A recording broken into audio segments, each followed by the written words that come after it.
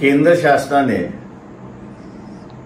ओबीसीची जनगणना करणार असा निर्णय घेतलाय। हा निर्णय फसवा आहे असं मी त्या ठिकाणी मानतोय।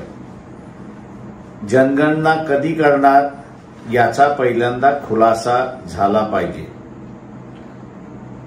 दुसरी गोष्ट म्हणजे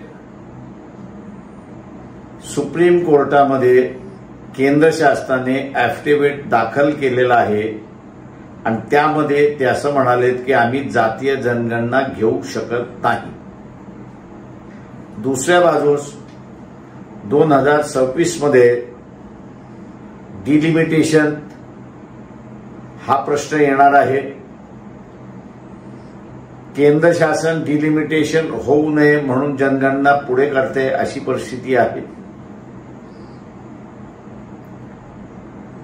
त्याच्यामुळे जनगणना होईल का आणि जनगणना झाली नाही तर मग ओबीसीची जनगणना कशी होणार याचा खुलासा झाला पाहिजे। तिसरी गोष्ट म्हणजे जम्मू आणि काश्मीरमध्ये घटना घडली, 26 जण त्यामध्ये दगावले, लोकांचा आक्रोश आहे।